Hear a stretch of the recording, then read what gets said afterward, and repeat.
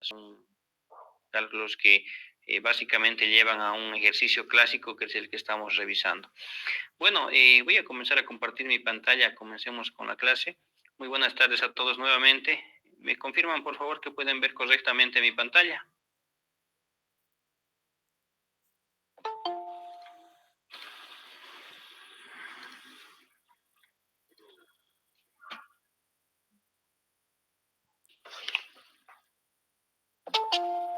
¿Pueden ver la pantallita? Sí, Sí, ya se ve.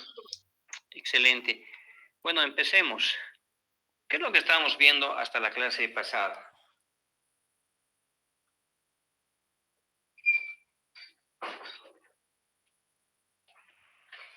Nosotros estamos analizando un problema de estabilidad para un sistema eléctrico de potencia que es pequeño. ¿Qué objetivo tiene este sistema? Es el que nosotros podamos ver lo que son las condiciones que nosotros debemos tener para analizar un problema por el método de áreas iguales. El ejercicio que estamos resolviendo es el que se ve acá en pantalla. Es un sistema eléctrico de potencia con un generador, un transformador, dos líneas de transmisión y un sistema generador barra infinita. ¿Cuál es la característica de un sistema generador barra infinita? La característica es que este sistema que tenemos acá en la derecha es tan robusto que nada de lo que nosotros hagamos logra modificar la tensión en bornes de este equipo y tampoco la frecuencia, primero. Después, este es un sistema eléctrico en el cual se presenta un cortocircuito. Entonces, ese cortocircuito modifica las condiciones de operación de esta parte de la red, pero sobre todo modifica el comportamiento dinámico de este generador. Lo que vamos a determinar nosotros es si este generador puede permanecer estable ante la presencia de ese cortocircuito. Pero no solo eso, la pregunta es, ¿qué otros factores afectan la estabilidad de este generador? ¿A qué me refiero con eso? Tamaño, potencia, inercia, la red, la reconexión, las protecciones, tiempo de operación de las protecciones.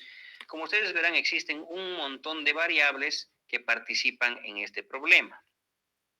Este problema es un problema clásico de los libros de sistemas eléctricos de potencia y básicamente existen tres versiones, que son estos que están acá.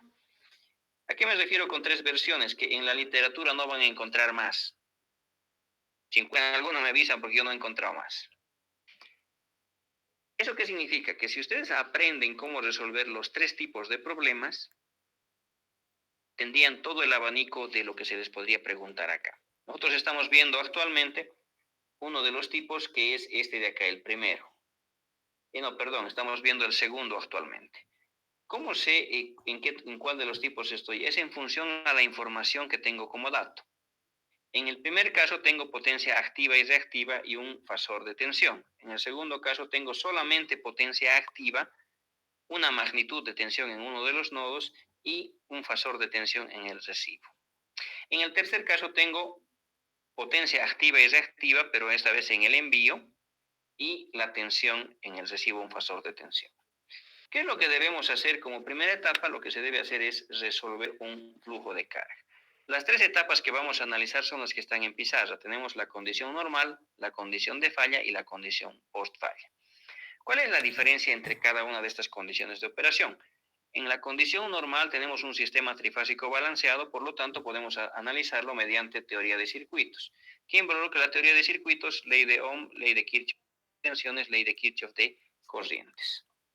Entonces, esto es equivalente a resolver un flujo de carga. Es decir, si yo resuelvo un flujo de carga, estaría resolviendo la condición normal de operación. Y la condición normal de operación es la que acabamos de ver en el capítulo anterior de la asignatura. Hemos visto método de Gauss-Seidel, Newton-Raphson, etc. Ahora, como los ejercicios que vamos a ver son pequeños, estos se resuelven por medio de las leyes físicas que están enunciadas acá y se resuelven a mano. Son ejercicios muy chiquitos, muy pequeños para sacarle lo que es la ventaja al análisis de este tipo de sistemas. La condición de falla. La condición de falla involucra el análisis de teoría de componentes simétricas y está concentrado básicamente en estos 5 tipos de falla que son los más comunes. La falla trifásica, que sería la más severa, la falla monofásica, que es la más suave, sin embargo, es la que tiene la mayor presencia en lo que son las redes eléctricas. Esta presencia involucra que más del 80% de las fallas en los sistemas eléctricos de potencia corresponden a fallas monofásicas. Después tenemos la condición post-falla. Para llegar a la condición post-falla, tiene que operar la protección y tenemos que desconectar al elemento fallado. Es decir, no vamos a operar en una condición de falla permanente porque eso no es lo que se desea para un sistema. Los sistemas han sido diseñados para operar en condición trifásica balanceada sin corrientes de falla. Acá se debe tomar en cuenta qué es lo que pasa con el circuito. Cuando yo desconecto un elemento fallado, lo que se hace es se elimina el cortocircuito y también se modifica la topología de la red. Entonces se cambia a un sistema que es trifásico balanceado, pero estaríamos modificando la red. Es decir, normalmente entre la condición normal y la condición post-falla existe una diferencia topológica. Existen dos casos particulares en los cuales eso no pasa, pero lo vamos a ver en un ejercicio pasado. ¿Qué es lo que hemos hecho en la condición normal? En la condición normal lo que necesitamos como información es básicamente la tensión en el envío, es decir, la fuerza electromotriz en el envío. Este factor de tensión que nosotros tendríamos acá y que voy a denominar con la variable E. Esta que está acá. Esa fuerza electromotriz es la que nosotros debemos calcular. ¿Cómo se hace ese procedimiento? Básicamente aplicando teoría de circuitos. Para el caso número 2 del ejercicio del tipo número 2, se aplica esta fórmula la cual es válida para dos puntos de análisis. Es decir, esta fórmula es válida para la potencia entre I y J. Dos puntos cualquiera de la red pueden ser analizados con esta fórmula y no van a cometer un error. Se determina primero el ángulo. Una vez conocido el ángulo, ¿por qué estamos determinando el ángulo? Porque ya conozco su magnitud. Como parte de los datos del ejercicio, me dicen que la tensión, la magnitud de la tensión en bornes de la barra 3 es 1.05. Esta es información insuficiente para poder realizar cálculos, por eso primero calculamos lo que es el ángulo. Una vez conocido el ángulo, ya se proceden con los cálculos aprovechando la IDEO, tal como está acá en esta gráfica. Una vez calculada la fuerza electromotriz, esta fuerza electromotriz nos da información muy importante. Dos cosas importantes que nos dice este sistema son las siguientes, que es la magnitud corresponde a la tensión envío, pero sobre todo corresponde a la fuerza electromotriz. Esta es la fuerza electromotriz del generador. Esa fuerza electromotriz corresponde a la tensión inducida en el generador, y esa tensión inducida es proporcional a lo que es las condiciones eléctricas que nosotros tenemos en el mismo. Acá, el ángulo nos da la información de la posición inicial del rotor. Nosotros sabemos que existe una correspondencia entre la posición eléctrica y la posición mecánica. La posición mecánica es la que nos interesa porque la posición mecánica está asociada a la pérdida de sincronismo. Sin embargo, como la posición mecánica se refleja sobre la posición eléctrica, vamos a realizar el análisis utilizando el ángulo eléctrico de la fuerza electromotriz. Algo que nos estaba faltando acá en esta etapa en condición normal es lo siguiente. Nos faltaba determinar lo que es la curva del sistema en condición normal. Entonces, ¿qué tendríamos? Tendríamos la curva potencia versus delta, o potencia ángulo, dependiendo del libro que ustedes vean. ¿Qué es lo que nos dice la curva potencia ángulo? Nos dice que la función de la potencia versus delta es igual a la tensión envío por la tensión recibo dividido entre la reactancia envío-recibo multiplicado por el seno de delta. En este caso, ¿cuál sería la magnitud en el envío? ¿Cuál sería la magnitud en el recibo? ¿Y cuál sería la reactancia? Recuerden que estamos analizando esta potencia para lo que es la condición normal de operación. Vayamos a las condiciones eléctricas. Acá, observen, esta fuerza electromotriz me está dando la magnitud de la tensión en la condición normal, ¿cierto? ¿Cuánto vale la fuerza electromotriz? 1.22525. Acá tendríamos 1.22525, multiplicado por la magnitud de la tensión en el recibo. Si ustedes observan, acá tenemos el recibo. Esta fuerza electromotriz es una fuerza, es un dato del ejercicio. Me dicen que la tensión en este nodo, en el nodo 2, es 1 ángulo 0. Acá, por favor, hay que tener mucho cuidado. Algunas personas cuando resuelven este ejercicio utilizan un valor constante en la fórmula, pero eso es falso. Esta tensión puede cambiar, ¿no es cierto? Si yo modifico el despacho, aquí podría tener cualquier tensión de operación. Y también lo mismo pasa con los ángulos, solo que se acostumbra a utilizar el ángulo 0 para facilitarlo. Pero acá puedo tener cualquier ángulo y aquí puedo tener cualquier tensión. Por lo tanto, volviendo acá, tendríamos la magnitud de la tensión del recibo. En este caso particular vale 1. La reactancia envío-recibo. Volvamos al caso anterior, a la página anterior.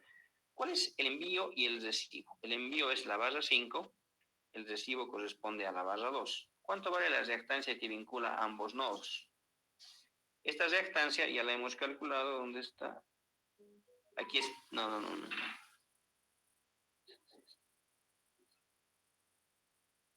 Bueno, no está la barra entre 2 y la reactancia entre 2 y 5, pero la podemos calcular muy fácilmente, ¿no es cierto? ¿Cuánto vale la reactancia entre 2 y 5? La reactancia entre 2 y 5 vale 0.15 más J.1 más 0.3 en paralelo con 0.3. Acá tendríamos el paralelo de esto sería 0.15 más 0.15 sería 0.3 más 0.1, 0.4. Entonces tenemos que la reactancia entre 5 y 2 es igual a J 0.4. Este es el valor complejo de la reactancia. Pero acá hemos dicho que esta es una fórmula real. ¿Eso qué significa? Que hemos eliminado intencionalmente de esta fórmula el operador complejo J. Solo son magnitudes. Entonces acá tendría que esto vale 0.4. Esto multiplicado por el seno de delta.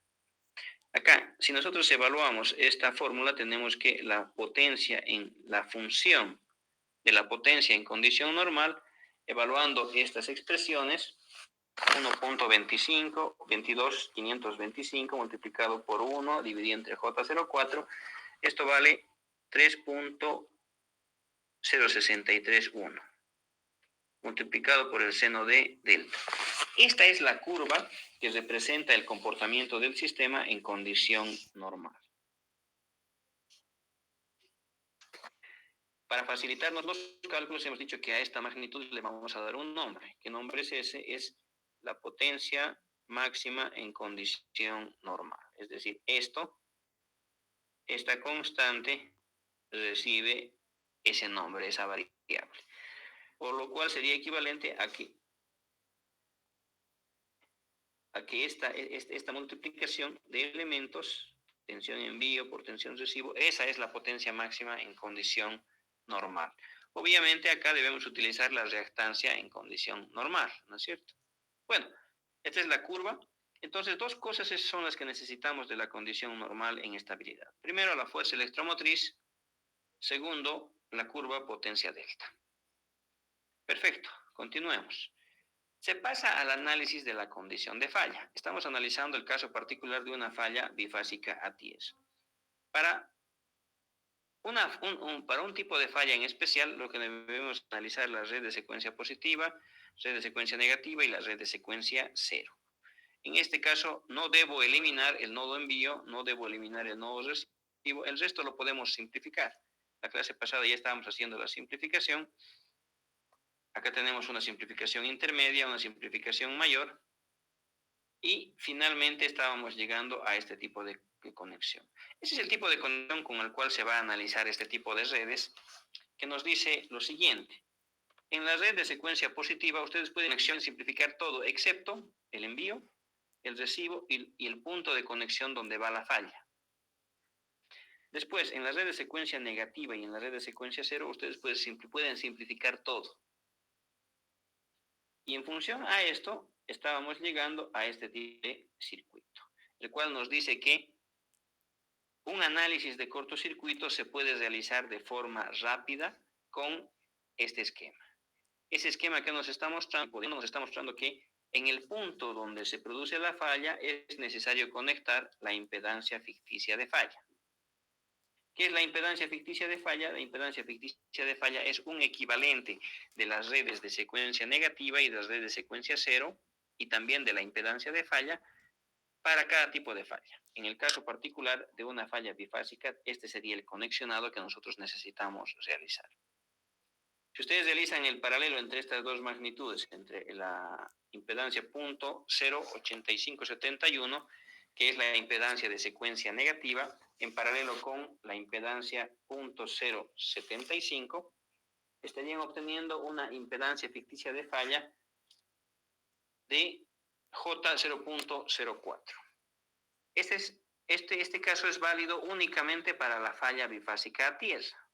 Para otro tipo de falla, debemos realizar otro cálculo, que lo vamos a realizarlo en otro inciso. Después, .08571, tenemos .075. Este número está medio raro, lo estoy verificando. Sí, está bien, es .004. Entonces, esta es la impedancia ficticia de falla. Ya, voy a hacer una modificación. Esta es la impedancia ficticia de falla. Este valor es la impedancia ficticia de falla. Si yo sustituyo este valor en esta red de secuencia positiva, tendríamos esta red. Esta red, ¿qué nos está indicando? Nos está indicando que el equivalente completo de toda la red se puede reducir básicamente en tres impedancias. J025, entre el envío y el punto donde ocurre la falla. J.15, entre la falla y el recibo. Y entre el punto de falla y tierra, J.04. Pero este es un esquema estrella. Nosotros no necesitamos ese esquema estrella. Nosotros necesitamos la impedancia que conecta de forma directa el envío con el recibo. Si ustedes observan, esta estrella la puedo convertir a un esquema delta. Ese esquema delta sería este. En este esquema delta, ¿cuál es la impedancia que conecta de forma directa el envío con el recibo? Esta. Entonces, realizando una conversión de estrella delta, llegaríamos a este valor. Aquí hemos determinado la clase pasada que la reactancia entre el envío y el recibo para una falla bifásica a tierra es igual a 1.3375 ohmios. Reemplazando valores para determinar la curva potencia-ángulo. Para determinar la curva potencia-ángulo lo que necesitamos es tensión envío, tensión recibo, reactancia entre el envío y recibo por el seno de delta. Pero en este caso estamos en la condición de falla. Por lo tanto, acá tienen que utilizar la reactancia en condición de falla. ¿Cuánto va la reactancia en condición de falla? Esta que está acá. Y tendríamos una potencia máxima en condición de falla de 0.91607. Pregunta: ¿qué provoca un cortocircuito en la red desde un punto de vista de transferencia? ¿Qué ha hecho el cortocircuito? Ustedes comprenderán que tenemos el generador, el transformador, las líneas y el cortocircuito en la condición de falla. En la condición normal estaba el generador, transformador y líneas. Lo que provoca un cortocircuito es esto. Degrada la capacidad de transferencia de la red. Acá tenemos, en condición de falla, solo puedo llevar 0.91607 por el seno de delta. Es decir, en el mejor de los casos yo podría llevar 0.91607 megas. Gracias al cortocircuito bifásico a tierra, en la barra 3, la capacidad de transferencia cambia. Desde un valor, este es el valor en condición normal. ¿Dónde está? Acá está. En condición normal yo puedo llevar hasta 3.06 PU. Y gracias al corto eso baja a 0.91. Está bajando a 1/3. Este es otro efecto del cortocircuito. Si un cortocircuito golpea la red, al golpear la red lo que está haciendo está degradando la capacidad de transferencia. O sea, no solo me provoca condiciones anormales en la red, sino que me reduce la capacidad de transferencia.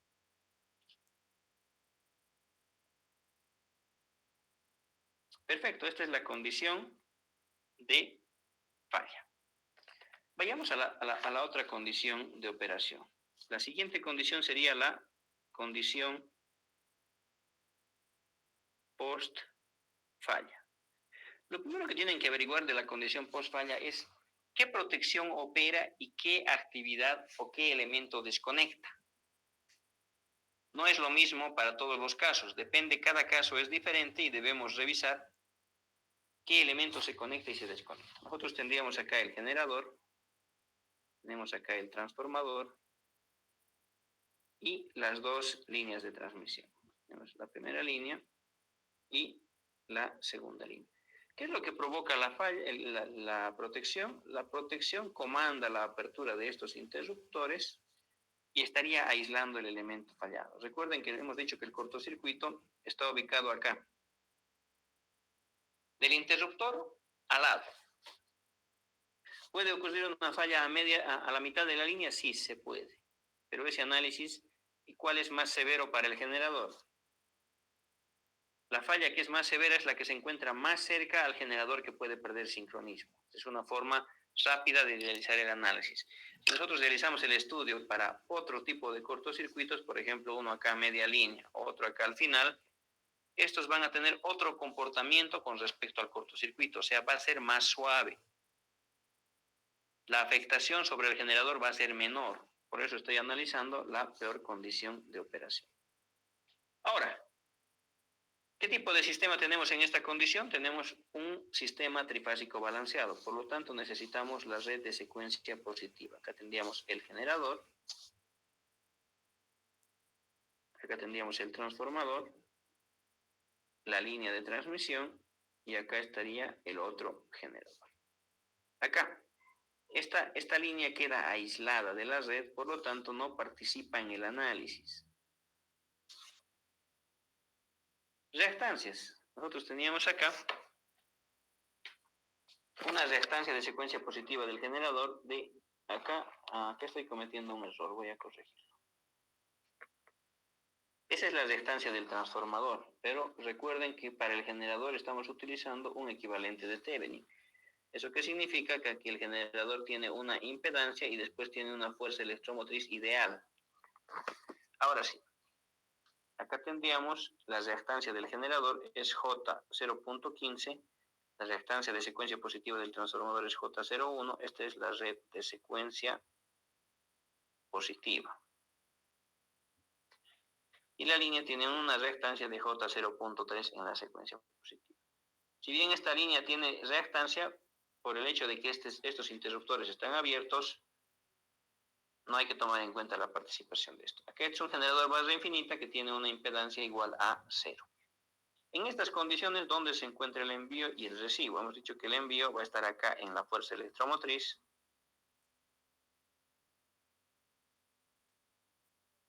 Y el recibo va a estar acá en el sistema barra infinita.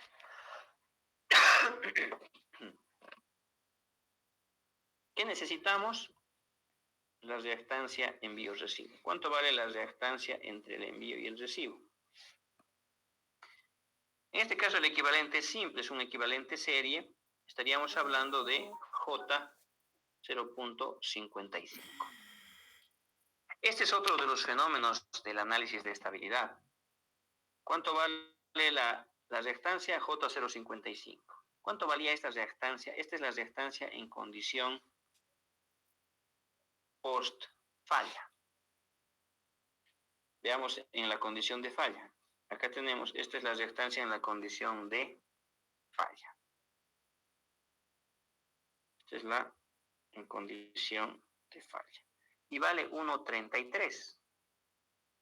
Y en condición normal, esta es la reactancia envío-recibo en condición normal. ¿Qué es lo que está pasando con la reactancia que ven los electrones desde el generador hasta la carga?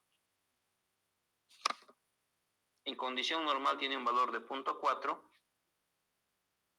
En condición de falla tiene un valor de 1.33. Este valor. y en condición post falla tiene un valor de 0.55. 0.55. Entonces, esto es lo que ven los electrones. Los electrones están viendo una modificación de la impedancia desde el envío hasta el recibo. Por ese motivo es que cambia el comportamiento de la red durante el proceso de una falla. Los electrones están viendo modificaciones en la impedancia entre la red, entre los generadores y la carga. Por ese motivo está modificándose el comportamiento. Necesitamos la curva. La curva va a ser potencia versus delta, va a ser igual a tensión envío, tensión recibo, dividido entre reactancia envío-recibo, por el seno de delta. ¿Cuál es la tensión en el envío? ¿Cuál es la tensión en el recibo?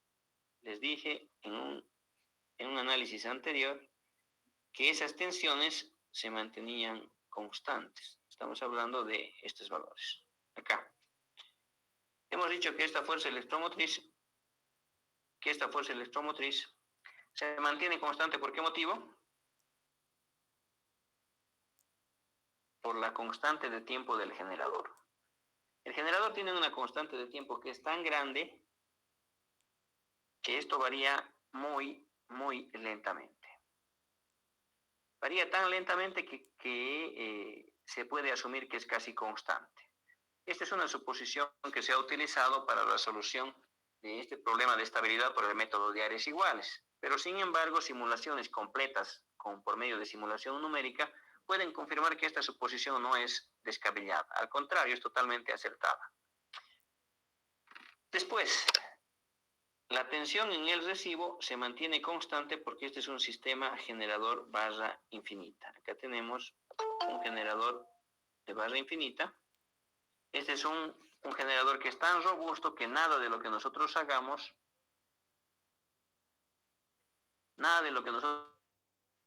en esta red va a modificar ni la tensión ni la frecuencia en bornes de este sistema. Por ese motivo se le llama un generador barra infinita.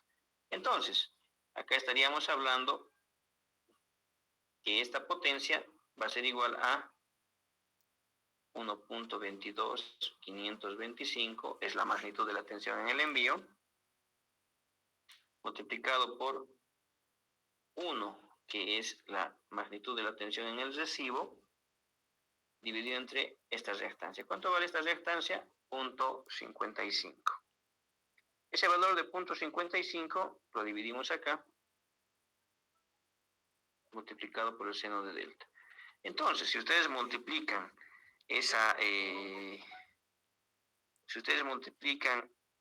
reactancia, estaríamos obteniendo una condición en condición post falla que es igual a 2.2277. Tendríamos que la potencia versus delta va a ser igual a 2.22. ¿Dónde está este valor? Aquí está. 77.3 multiplicado por el seno de delta. A esta magnitud le estamos dando un nombre especial. ¿Qué se llama esto? Se llama la potencia máxima en condición post-falla. Que es básicamente esta multiplicación, pero acá se utiliza la reactancia post-falla. Nuevamente, este valor estaría ya calculado. Después, ¿cuál sería el siguiente paso del análisis? Hasta el momento solo hemos hecho análisis eléctrico. O sea, este es el comportamiento eléctrico de la red. ¿De dónde viene esta fórmula? Esta fórmula viene de aplicar ley de Ohm y ley de Kirchhoff a lo que es el circuito, ¿no es cierto? Ese análisis es equivalente a resolver un flujo de carga. O sea, esta curva que estamos viendo acá es similar a un flujo de carga reducido. Es un flujo de carga simplificado. Si nosotros resolvemos un flujo de carga, vamos a obtener algo similar a esta curva. ¿Cuál sería el siguiente paso? Analicemos el sistema. Nosotros tenemos un sistema que se comporta de la siguiente forma. Tenemos la potencia, tenemos acá el ángulo delta y el sistema. Tendríamos acá el sistema en condición normal.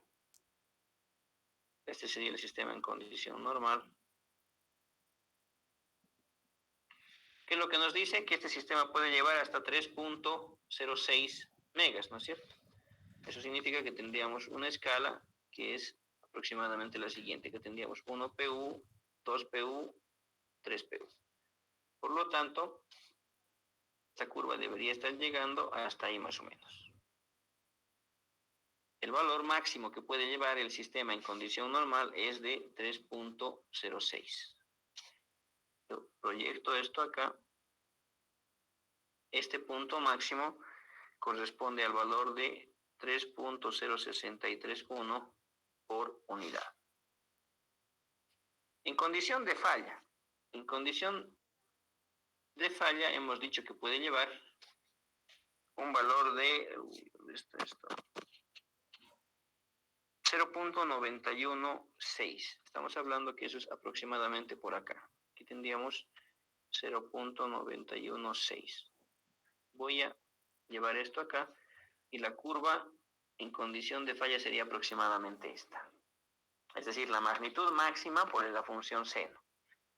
Y en condición post falla tenemos un valor de 2.77. 2.22 es casi por acá. Proyecto esto acá y teníamos un valor máximo, ese valor. O sea, no es un comportamiento arbitrario de lo que es de cada una de estas curvas. Cada una de estas curvas obedece lo que es las leyes físicas del circuito. Este sería el comportamiento del sistema en condición post falla. Caramba, ya, ahora sí.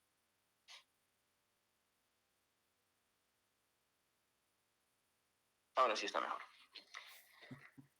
¿Cuál es la condición inicial del sistema?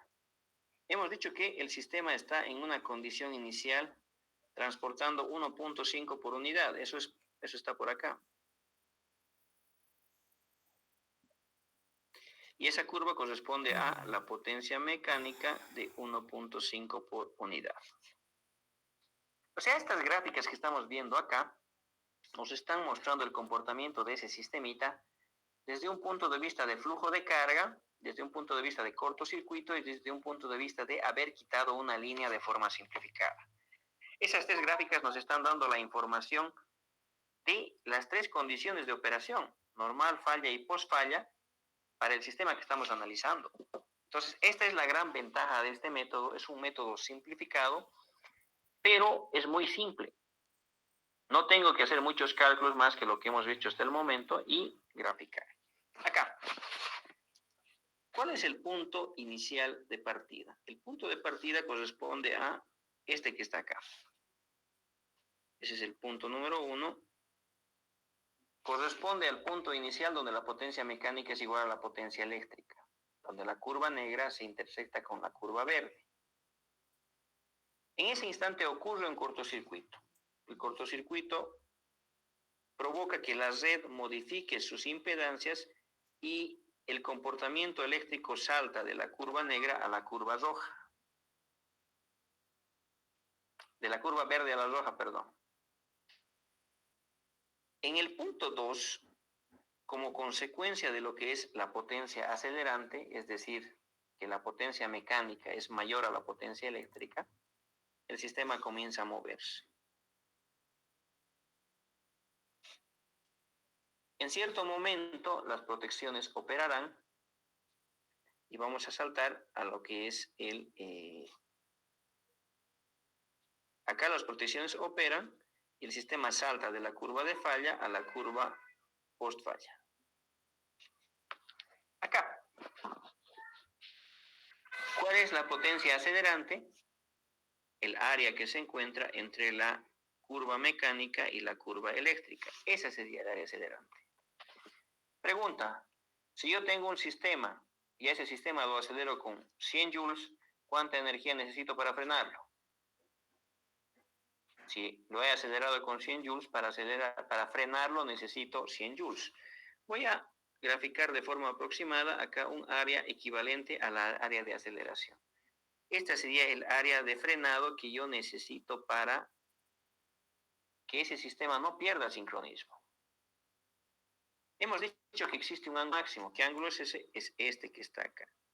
Yo proyecto esto sobre el eje X y este es el ángulo máximo. Uno de los análisis podría ser este.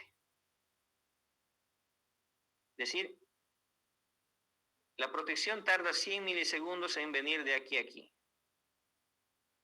Pregunta, ¿el sistema es estable o inestable? ¿Qué deberían hacer? Es calcular el área asociada a 100 milisegundos, calcular el área negativa. Si el área negativa es superior a esta área de abajo, el sistema es estable. Lo que quiero que vean es acá, esta área negativa que está en color morado, se iguala al área positiva. ¿Y qué pasa con esta área negativa que está acá? Acá nosotros tendríamos un área negativa adicional. Esta área negativa en color naranja corresponde a lo que es la reserva de estabilidad del sistema. Es decir, el sistema puede aguantar fallas que son ligeramente mayores. Podría aguantar una falla despejada en más de 100 milisegundos. Un enfoque es este que está aquí a la izquierda y el que vamos a emplear es el que está a la derecha. Voy a hacer una copia de todo esto. Me vengo acá.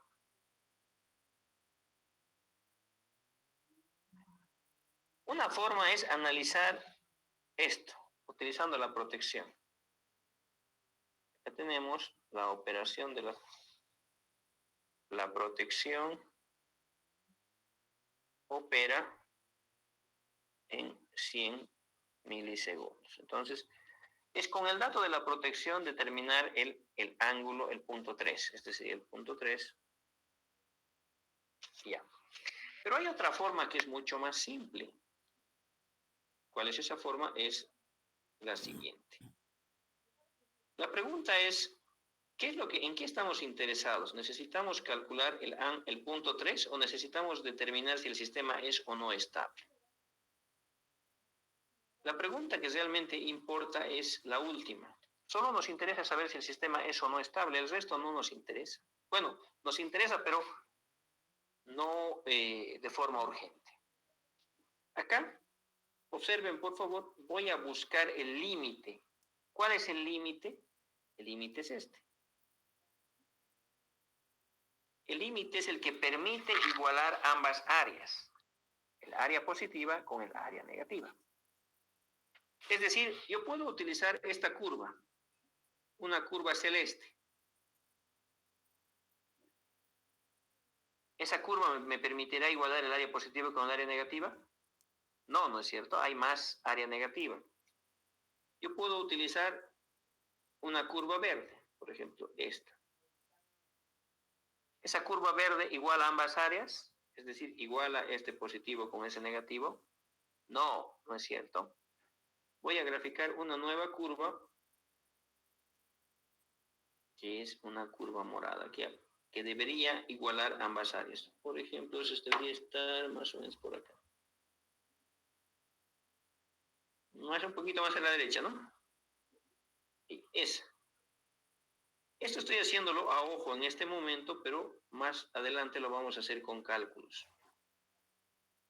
Esa curva morada debería igualar el área de aceleración, esta que está acá, con esta área de frenado. Aproximadamente está por ahí. Vamos a hacer el cálculo. Este método, por si acaso, es un método que también se puede resolver de forma gráfica.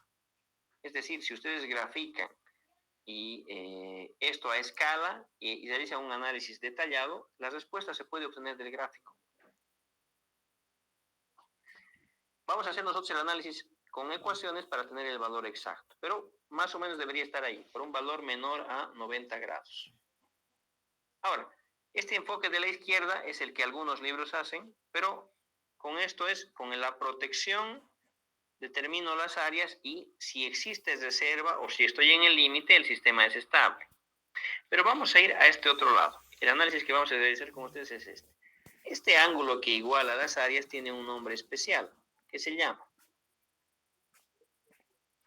La clase pasada dijimos que este va a ser el ángulo crítico. El ángulo inicial es el ángulo subcero. Sí, de hambre. Estos tres ángulos serían los importantes para nosotros. El ángulo inicial es el ángulo donde se encuentra el generador antes de la falla, es decir, en la condición normal de operación. El ángulo máximo corresponde a la intersección entre la potencia mecánica y la última curva eléctrica. ¿Por qué estoy diciendo la última curva eléctrica?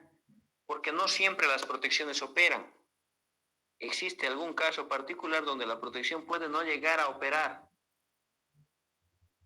Y ese es el punto que se analiza. En este caso sí operan las protecciones.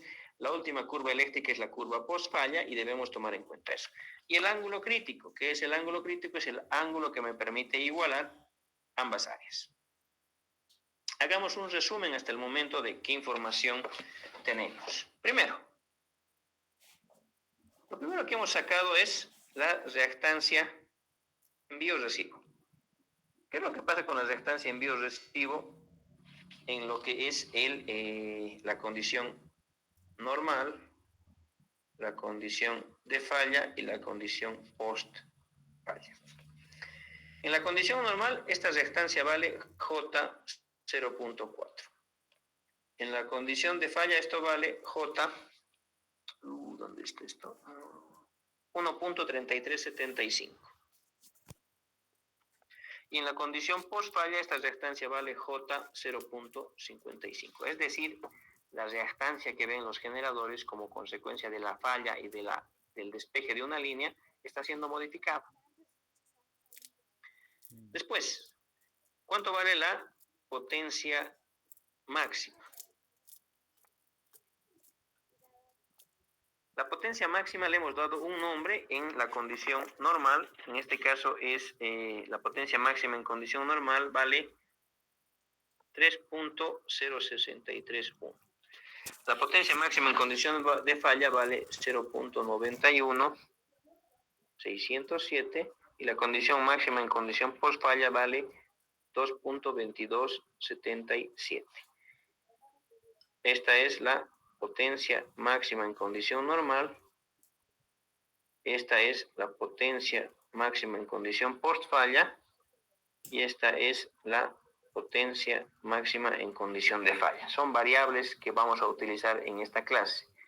Dependiendo del libro que ustedes vean, utilizan otros nombres para estas variables. Para evitarnos confusiones, estas son las variables válidas para nosotros y para la fórmula que yo les he dado para este análisis, ¿no es cierto?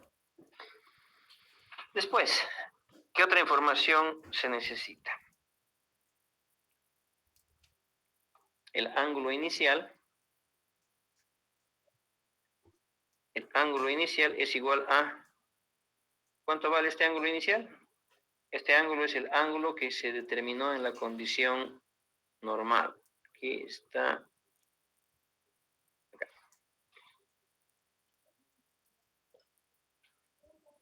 Este ángulo vale 29.3204. Entonces voy a utilizar este valor. 29.3204. Esto es grados. Pero ya les dije en una clase anterior de que los cálculos para la fórmula del ángulo crítico es necesario realizarla en radianes.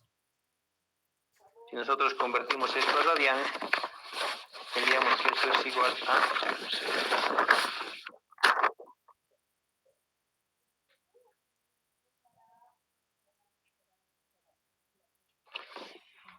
Multiplico esto por pi, divido entre 180 y el valor que van a obtener es 0.5117. Esto está en radianes. ¿Qué otra información necesitamos de esta gráfica? Otra información que se necesita es esto, el ángulo máximo. ¿Cómo calculan el ángulo máximo? El ángulo máximo sale de esta ecuación. El ángulo máximo se produce entre la intersección de dos curvas. ¿Qué curvas? La curva de la potencia mecánica y segundo, la curva de la potencia en condición post-falla, la curva naranja. Eso significa, aquí tenemos el ángulo máximo, se determina como la intersección de la curva 1 con la curva 2. ¿Cuál es la curva 1? La potencia mecánica. ¿Cuál es la curva 2? Es la potencia máxima en condición post-falla multiplicado por el seno de delta. Acá el ángulo es igual a lo que es el ángulo máximo cuando se produce esta igualdad. Es decir, esa igualdad se da únicamente para el ángulo máximo. Despejando, ¿qué tendríamos? Tendríamos que el seno del ángulo máximo va a ser igual a la potencia mecánica dividida entre la potencia máxima post falla. Por lo tanto, el ángulo máximo va a ser igual a el arco seno de la potencia mecánica dividida entre la potencia máxima post falla. ¿Cuánto vale este ángulo máximo? Potencia mecánica del dato es 1.5. Potencia máxima post falla tenemos este valor, 2.2277. Acá tendríamos este valor. Y acá tendríamos que el ángulo máximo es igual a... ¿Cuánto sale esto?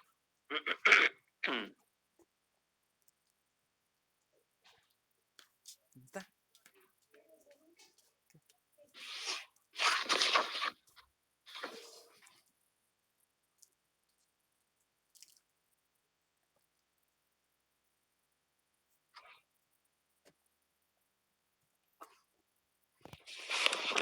Este ángulo máximo vale 42.3246 grados. ¿Está correcto eso? Sí, es correcto. Es correcto en parte. Observa en la gráfica.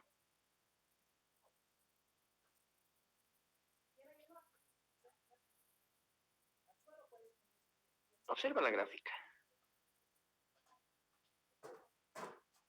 Voy a borrar lo que sea innecesario.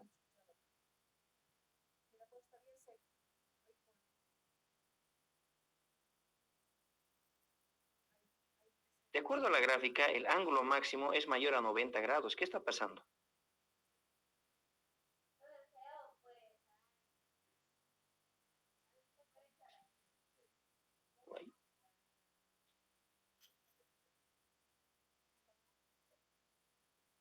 De acuerdo a la gráfica, estamos hallando un ángulo de 40 grados. Estamos hallando este ángulo.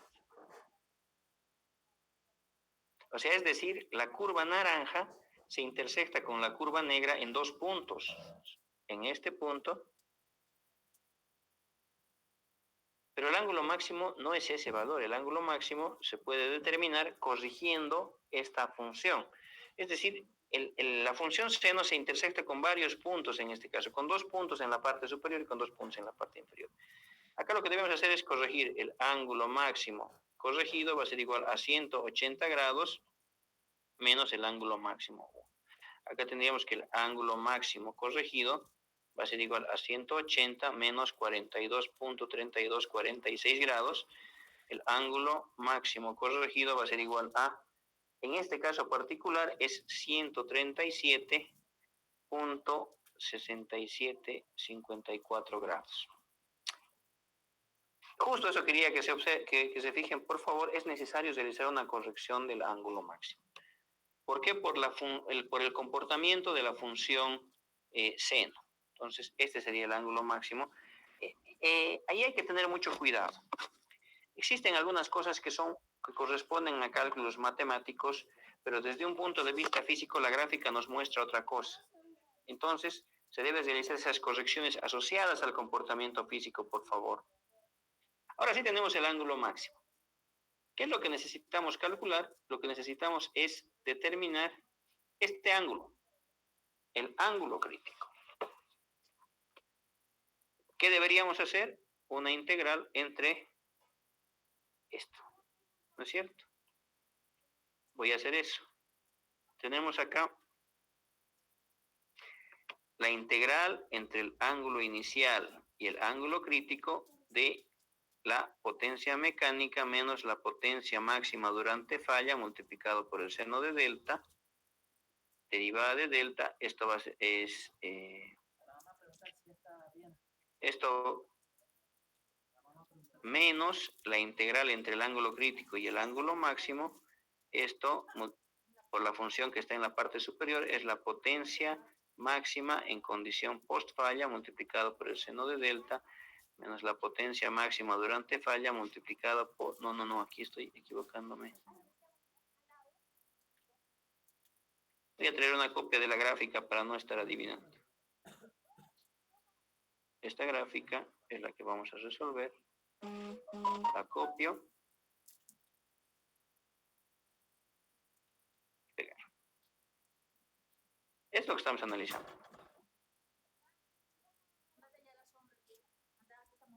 Y la forma de resolverlo, la forma estricta es esta. Un área integral.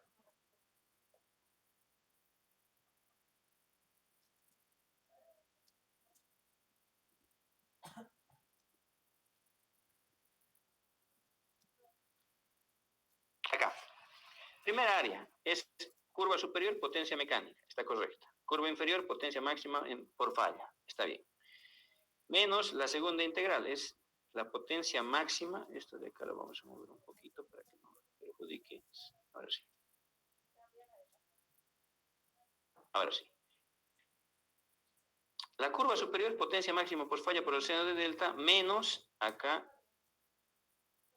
la potencia mecánica derivada de delta, y esto tiene que ser igual a 0. Y acá tenemos el ángulo crítico, y acá tenemos el ángulo crítico. Tendría una ecuación con una incógnita, la cual se resuelve de forma integral. Pero ya vimos la clase pasada de que este tipo de formulación se puede simplificar si nosotros aplicamos el análisis de una área adicional, es decir, el área común, esa área. Acá tendríamos esta ecuación, me está dando el área de aceleración más el área de frenado, esto tiene que ser igual a 0. Si nosotros introducimos una variable adicional que es el ángulo crítico, el área común, perdón, tenemos una fórmula que nos dice lo siguiente, nos dice que el coseno del ángulo crítico va a ser igual a la potencia mecánica multiplicada por el ángulo máximo menos el ángulo inicial más la potencia máxima post falla multiplicada por el coseno del ángulo máximo menos la potencia máxima durante falla multiplicada por el coseno del ángulo inicial. Esto se tiene que dividir entre la potencia máxima post falla menos la potencia máxima durante falla. Es decir, tengo dos caminos. Un camino es resolver la integral, otro es aplicar la fórmula. Vámonos por el camino más sencillo. ¿Cuándo se debe aplicar la integral de forma estricta? Observen, aquí tienen solamente dos áreas.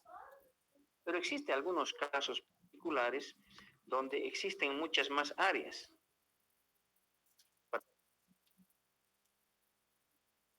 Acá podrían tener un área, otra área, otra área. Entonces, cuando tengo más de esta gráfica, cuando salgo de esta gráfica convencional, ya debemos aplicar lo que es la formulación exacta, que es la integral.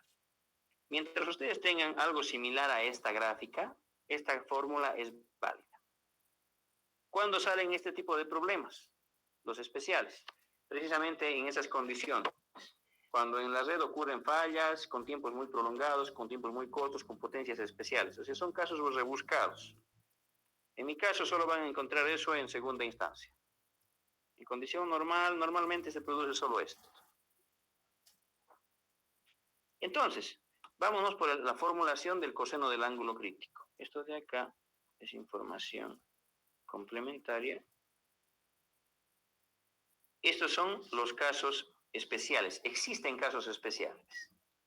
Y esos casos especiales se resuelven con la fórmula de integración. Los casos comunes se resuelven con la fórmula del ángulo crítico. Entonces, ¿cuál es el ángulo crítico? Tendríamos acá que el coseno del ángulo crítico va a ser igual aquí. Potencia mecánica Para eso era este resumen que tenemos acá. Acá tenemos toda la información que ustedes van a necesitar para el ángulo crítico. Algo que me estaba olvidando es esto. Este ángulo máximo está en grados, pero en la fórmula lo vamos a necesitar en radianes. Si yo multiplico esto por 180, por pi, y divido entre 180, tendríamos que este ángulo máximo es igual a 2.402.88 radianes. Ahora, acá, ¿por qué debo realizar el cálculo en radianes? Porque ustedes están multiplicando los ángulos,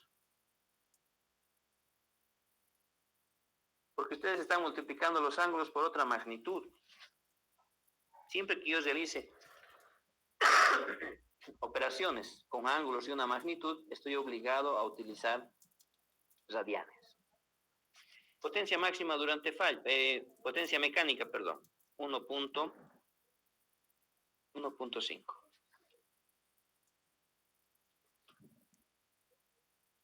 Multiplicado por el ángulo máximo en radianes. Este ángulo máximo es 2.40, 402.88, menos el ángulo inicial que es 0.5117,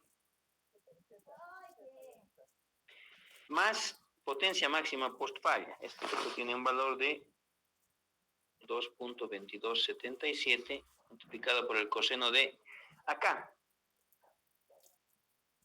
Acá sí o sí tiene que estar esto en radianes. Pero ¿y acá?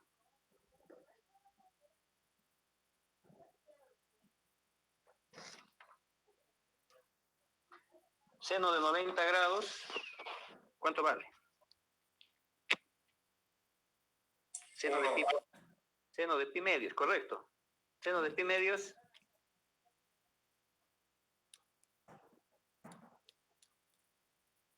Seno de pi medios, caballeros.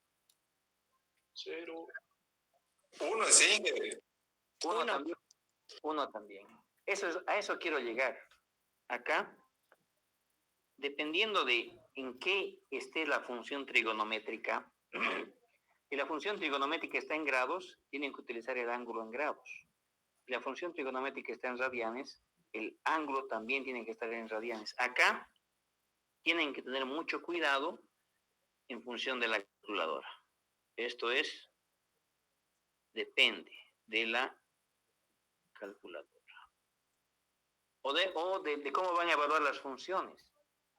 Por favor, este es un motivo clásico de error en el examen. Como ustedes verán, la parte de estabilidad es un ejercicio clásico. ¿Qué es lo que tienen que concentrarse? El ejercicio es un clásico. Tienen que concentrarse en los conceptos. ¿Qué se hace? ¿Cómo se hace? ¿Y por qué se hace ese análisis? Como en este caso, ya saben, ¿no? Casos especiales, ¿cómo tienen que analizar? Con la integral. ¿Dónde van a encontrar casos especiales? Segunda instancia, seguro, en algún examen, depende. Caso clásico, van a encontrarlo con estas 3 áreas y esto se resuelve fácilmente con la fórmula. Acá hay que tener mucho cuidado. En la primera parte, sí o sí son radianes, o sea, no hay opción. En la segunda depende de la calculadora. En este caso, voy a trabajar con mi calculadora en radianes también y voy a colocar el valor. Pero acá es necesario que les diga esto porque es una causa típica de error en examen. Por favor, tómenlo en cuenta, anótense. Coseno del ángulo máximo es 2.40288 menos la potencia máxima durante falla. ¿Cuánto vale esto?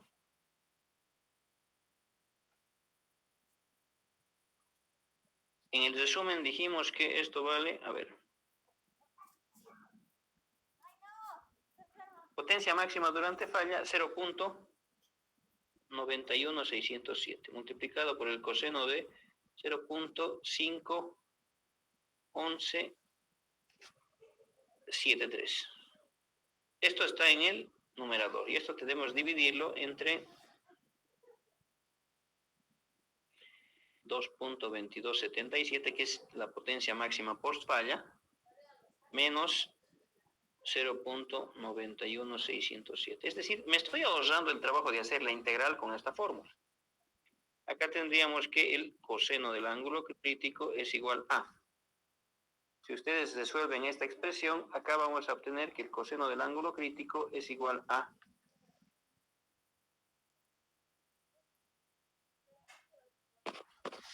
¿cuánto sale esto?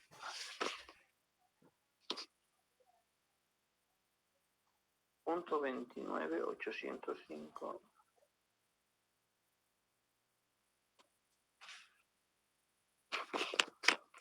El coseno del ángulo crítico es igual a, este cociente les va a salir 0.29805. Tendríamos que el ángulo crítico va a ser igual a el arco coseno de este valor. 0.29805.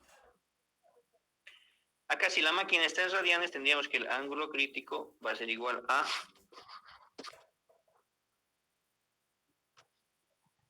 1.26814 radianes. Es decir, si el ángulo crítico corresponde a este valor, el sistema está en el límite de estabilidad. Para que sea más fácil de entender esto, lo voy a convertir en grados. En grados es 72.659 grados. Acá, este ángulo corresponde a 659, a 72 grados, no tanto, ¿no? Está un poquito alejado, pero la gráfica me da una idea de dónde puede estar, pero el valor exacto hay que calcularlo. Ahora, hemos visto en una clase anterior que si yo obtengo lo que es el ángulo crítico, existe una fórmula que me relaciona ambas.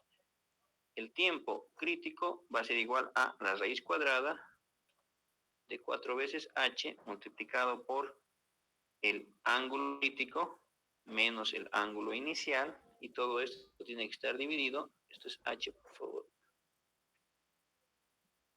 sobre omega multiplicado por la potencia mecánica menos la potencia máxima durante falla por el seno del ángulo inicial. Acá en esta fórmula, obviamente, los ángulos, ¿en qué tienen que estar? Grados radianes.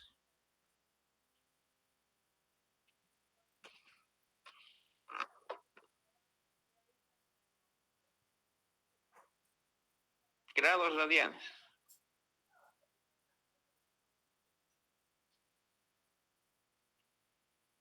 Tal como hemos visto en la parte anterior, en el numerador sí o sí tienen que estar en radianes.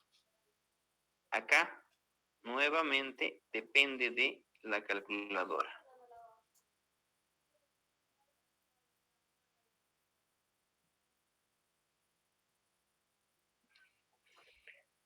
Seno 90, 1, seno pi medios 1. Depende de la calculadora. H, inercia, ángulo crítico, ángulo inicial, omega, omega es 2pi por la frecuencia, ¿no es cierto? La frecuencia del sistema. Potencia mecánica, potencia máxima durante falla, seno del ángulo inicial.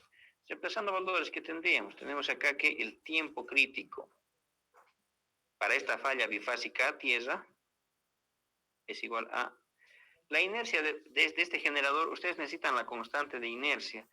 Este dato no les he dado previamente, es 4 segundos. 4 segundos. Ángulo crítico en radianes, hemos dicho que es 1.26814. Ángulo inicial, 0.517. Omega 2 por 50.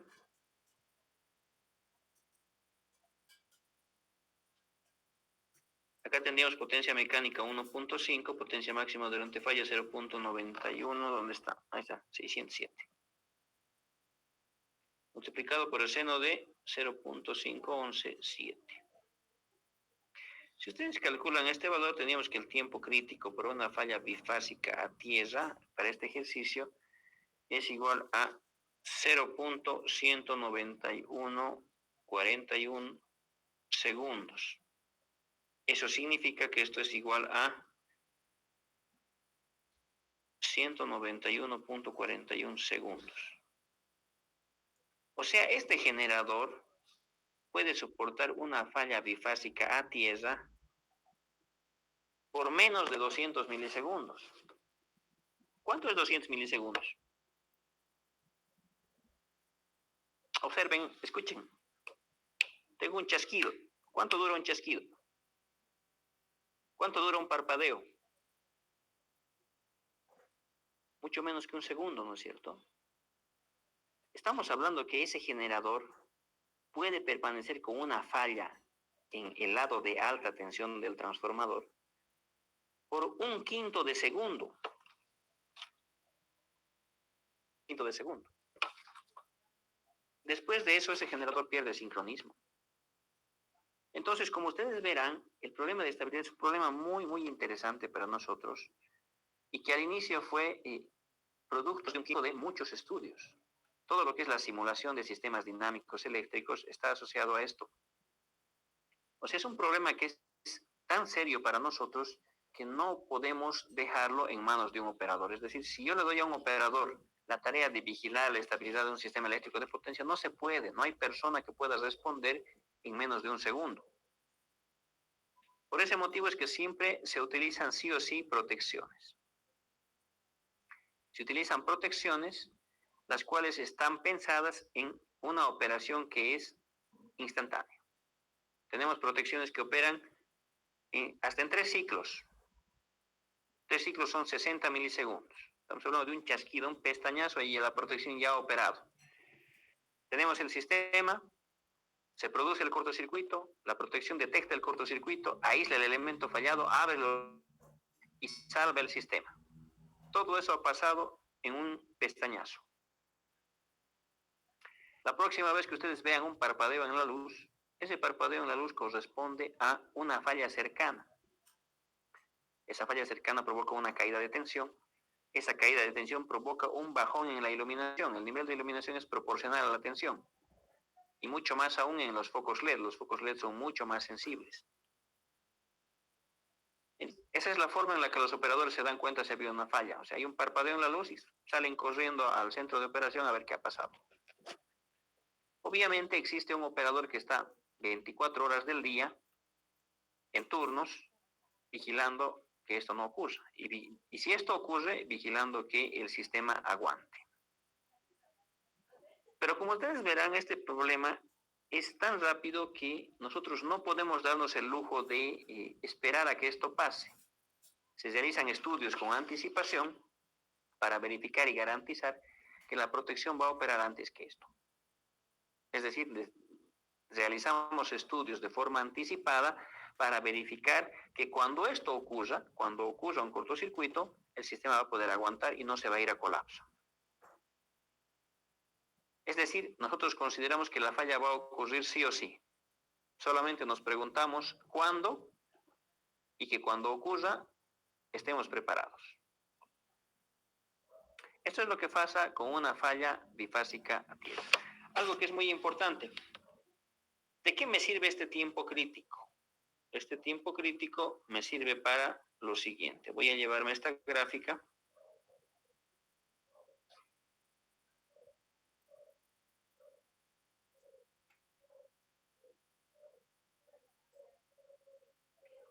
Tenemos esto.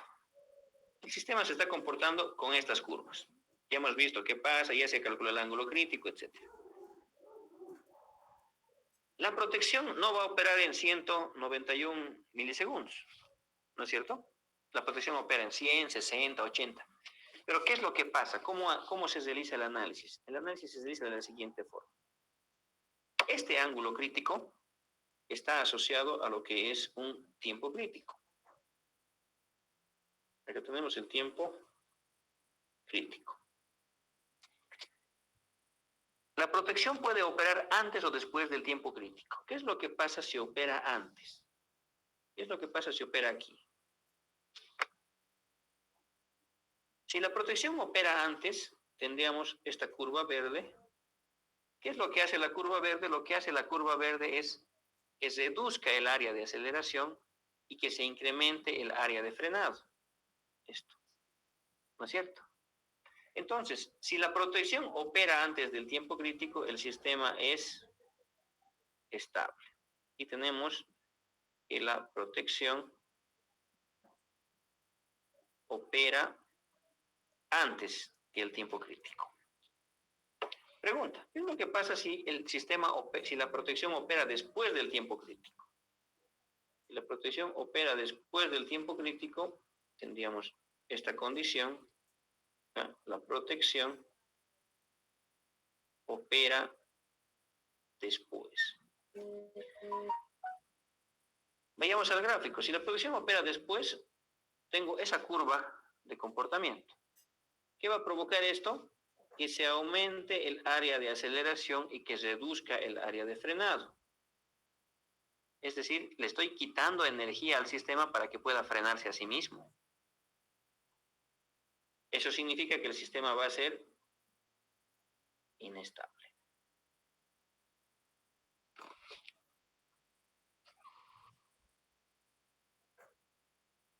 ¿Cuál es el tiempo crítico? 191 milisegundos. ¿Qué pasa si la protección opera en 200 milisegundos? El sistema es inestable. ¿Qué pasa si la protección opera en 300 milisegundos? El sistema es inestable. ¿Qué pasa si la protección opera en 191.5 milisegundos? El sistema es inestable. Es decir, una vez que se supera el límite, ya no hay nada que hacer con ese generador va a perder sincronismo de forma inevitable. Solamente nos queda protegerlo. ¿Cómo protejo un generador? Lo desconecto de la red. Existe una protección, la protección 78, que verifica que el generador ha perdido sincronismo. Si el generador ha perdido sincronismo, lo desconecta de la red para proteger al generador. Recuerden que el generador es una máquina muy fina, una máquina muy cara, que debo proteger y resguardar.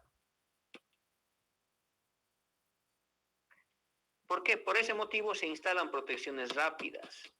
Estamos hablando de protecciones que operan en 3, 4 ciclos. Estamos hablando de que una protección real despeja una falla en 80 a 100 milisegundos.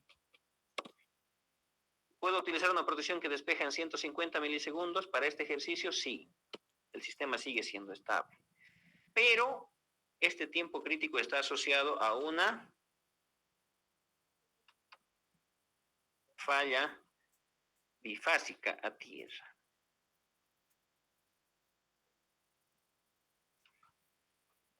Pregunta, ¿y qué pasa con los otros cortocircuitos? Precisamente ahí es donde entra el análisis de un ingeniero eléctrico. Nosotros debemos analizar todos los tipos de falla: trifásica, bifásica a tierra, monofásica.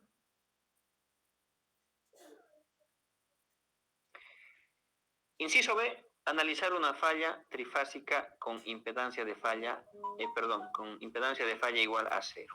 ¿Qué tendríamos? Antes de que pase esta parte, ¿alguna duda con respecto a lo que estamos viendo hasta el momento?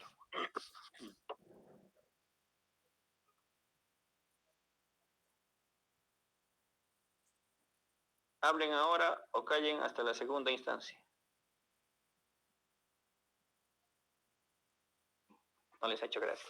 Ya. Pasemos a inciso B.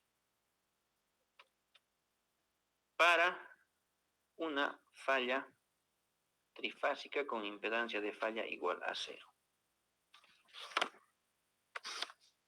¿Qué debemos analizar? Lo mismo. Falla normal, en condición de falla y en condición post-falla. Pero yo les hago una pregunta, ¿qué cosa cambia?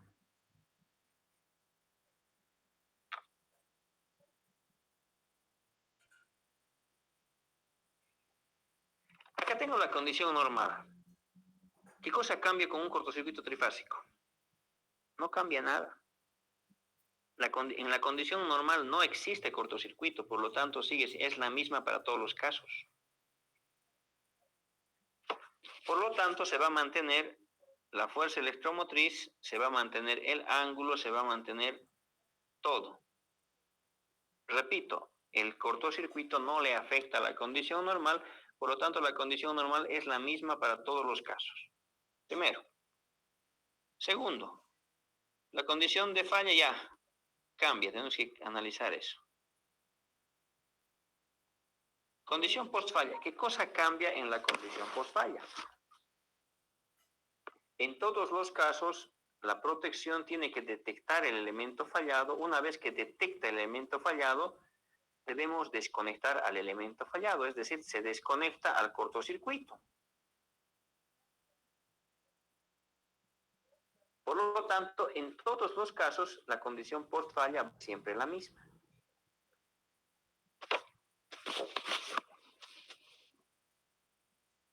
Entonces, estos valores se van a mantener. La condición normal y la condición post-falla se mantiene, cambia la condición de falla. Vayamos. Va a ser. Vayamos adelante. Tenemos la condición normal. Hemos dicho que se va a mantener igual. Tenemos que la fuerza electromotriz del generador va a ser 1.22525, ángulo 29.32, 04048 grados. Reactancia envío-recibo, en condición normal, esto era J 0.4. La potencia máxima en condición normal es 3.06 63.1, ¿no es cierto? Todo permanece idéntico. La condición, me voy a saltar, la condición post-falla. En la condición post-falla, la fuerza la tensión envío sigue siendo la misma. ¿Por qué motivo? Por la fuerza electromotriz, por la constante de tiempo del generador. La reactancia envío-recibo es igual a J 0.55 y la potencia máxima en condición post-falla es 2.2277. Entonces, eso no cambia. ¿Qué pasa con el análisis de la condición de falla? Condición de falla. ¿Qué tipo de falla hemos dicho? Trifásica con impedancia de falla igual a 0. El análisis es similar, pero llegaríamos hasta acá. ¿Dónde está? Esta gráfica, por favor. Todo el análisis va a ser el mismo hasta esta parte. ¿Qué vamos a hacer? Tenemos las redes de secuencia. Se simplifican las redes de secuencia. Se conecta a las redes de secuencia. Y se halla el equivalente en las redes de secuencia. El trabajo va a ser el mismo. Hasta esta parte. Voy a copiarme esto.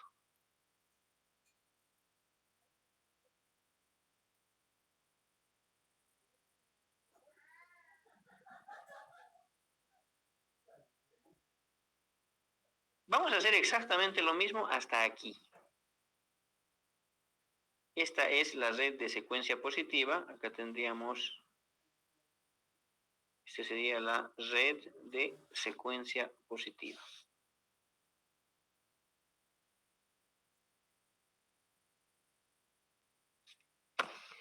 Uy.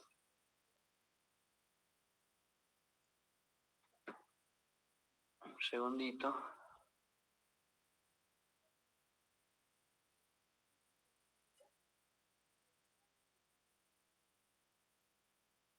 Todo va a ser idéntico hasta este punto, solamente estaría cambiando la impedancia ficticia de falla. O sea, si ustedes realizan el análisis por medio de teoría de componentes cinéticas, vamos a llegar exactamente a lo mismo. que quiero que ustedes vean es lo siguiente, que tendríamos esta. Pueden ver mi pantalla, ¿no? Hola. Sí, ahora sí se ve. Perfecto. Acá en lo que estoy borrando, tendríamos la red de secuencia positiva, pero acá debemos utilizar lo que es la impedancia ficticia de falla. ¿Cuánto vale la impedancia ficticia de falla para una falla trifásica con impedancia?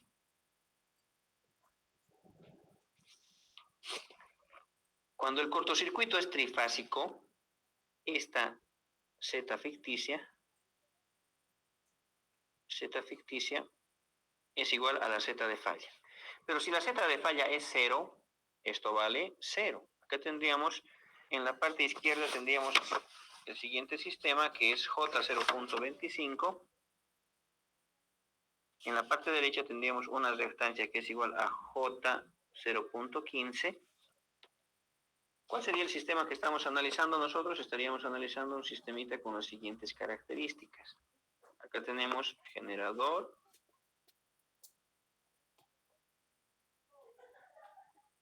Estoy modificando un poquito el diagrama para facilitar la comprensión. Acá tendríamos J0.25, J0.15 y acá tendríamos 0. ¿Qué estamos buscando? La reactancia que conecte de forma directa el nodo envío con el nodo recibo. Este delta no me sirve porque no hay una impedancia que conecte de forma directa a ambos, pero puedo cambiar esa estrella por este delta.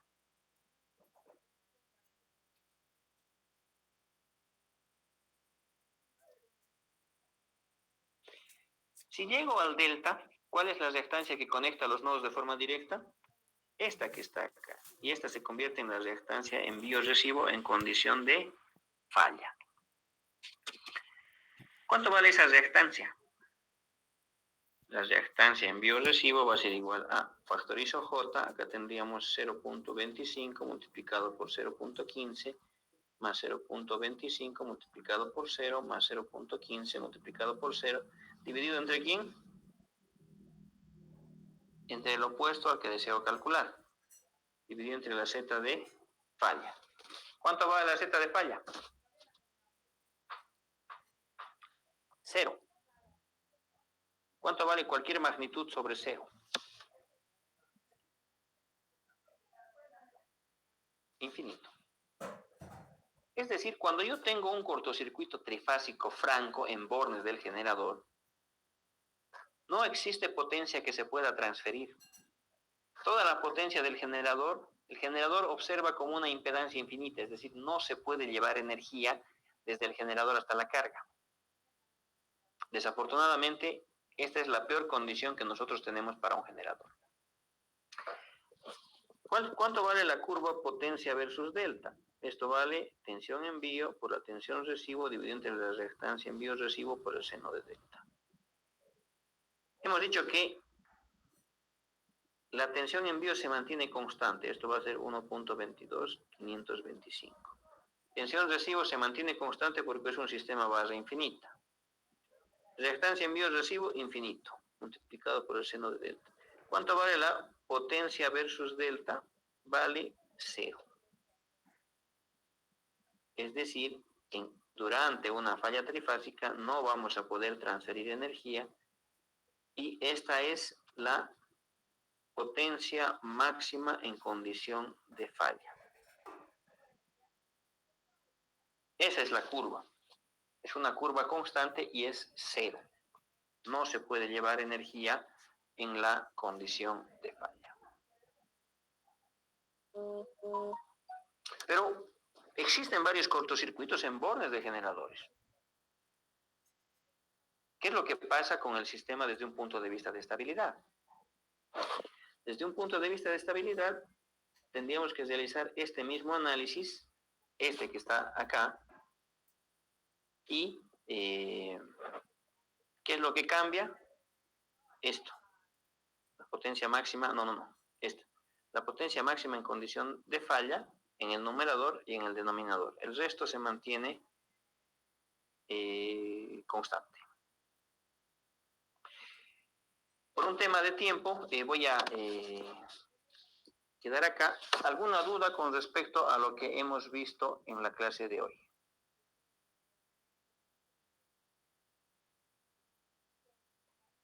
Lo que quiero que vean es que este es un problema muy interesante desde un punto de vista dinámico. Ya tenemos la red, el generador, las líneas, los cortocircuitos, las protecciones, todo está operando en conjunto. Y la combinación de esos elementos está generando una condición estable o inestable de operación de la red. Entonces, algo que estamos viendo en este momento de una manera simple con estos ejercicios, en la vida real representa un riesgo muy importante para nosotros que se debe revisar.